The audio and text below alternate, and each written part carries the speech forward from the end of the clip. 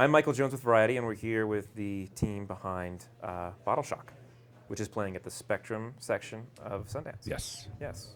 So this is a true story. Can you talk a little bit about it? The movie Bottle Shock is based on this event that happened in '76. There was a moment in time, obviously, you may or not know, but you probably do know, where people didn't drink California wine. And Steven Spurrier, the character that Alan Rickman plays, had this notion that he would do a blind taste testing.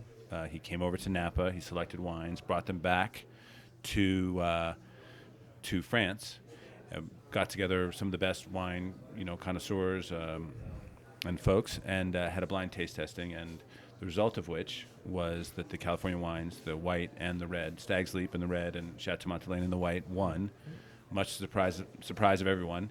But that ended up, there was a small article in Time magazine, the back pages of Time magazine. 2 weeks after that article hit, all the California wines sold out of New York, LA, Chicago, and that's what all the vintners talk about. That's the Judgment of Paris. The Judgment of Paris in 1978, correct? 76. 76, right. The Judgment of 76. Is that what it's called? Our movie's called Bottle Shock. Right, the event was called the Judgment of Paris. Judgment of that was Paris, what right. the article in Time magazine was called. Right. So, I've heard of many different writers that have tried to kind of tackle this particular event. So, what was your take on it, or Well, how did you get it done? Because well- nobody else seemed to be able to get it Well, done. we met a lot of the characters involved. There's it's a big story. It's a personal story with the various individuals involved. But we met Jim and Bo Barrett, who we really focus on, and we realized that this father-son relationship was sort of the core of it, and it's sort of an American dream story in a way. That these two people put so much on the line, and they ended up being triumphant. And then Alan Rickman's character is a guy who also has a lot on the line. He has a business that's doing not that well, and this was a sort of a publicity thing that he put together, and it ended up being very successful in one sense. In the end, he became a hero. He's a hero.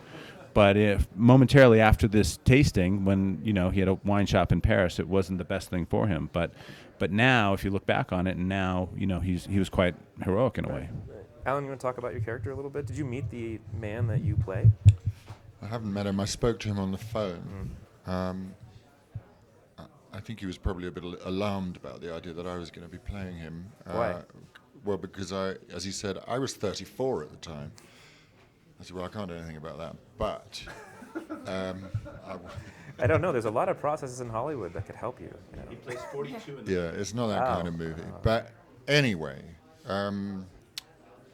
he's charming and an incredibly nice guy to talk to. And it's a big story in his life. And so all I was concerned to do was to honor that. He is heroic without knowing it. And it's a wonderful balance between, I suppose he's one of the great English eccentrics in a way, who also, at the base of their eccentricity, have huge skill. I guess that's a lot what England's about. Right. Rachel, you want to talk about how you fit into this mess?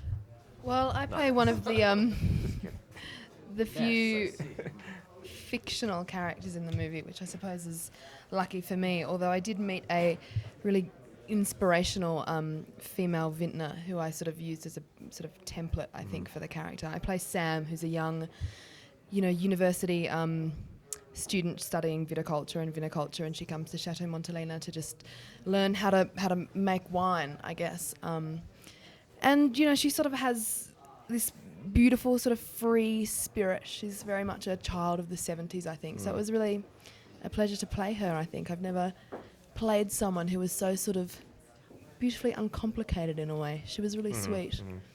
How long was this shoot? Can I have... Okay. When did you shoot this? we shot in Napa, Sonoma, Calistoga, Carneros. We shot all over the Napa Valley, Sonoma Valleys. We started pre-production in June. We started filming August 1st, and we wrapped September 17th. Wow, that's fast. And we submitted to Sundance. I asked for an extension, and we gave it to Jeff Gilmore on November 1st. Well, talk about the first screening, which was yesterday, right?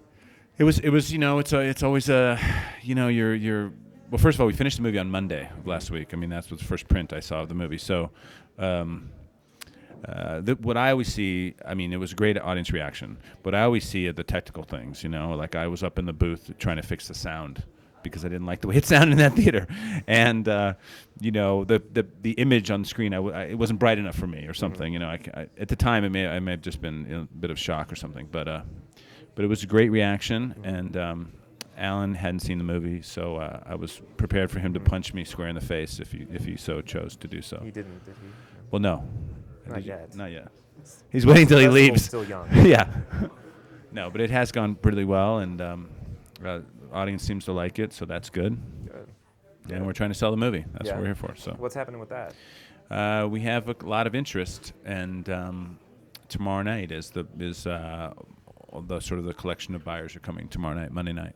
For the second screening? Yeah. Okay, good. Randy's too modest to say, but there were, I believe, 100 people left on the sidewalk yesterday at the second screening, couldn't get in. And you can't mistake that kind of reaction in an audience to a film that kind of picks them up and has no labels about it. It's just telling people a story, and that's wonderful to be part of. Just to kind of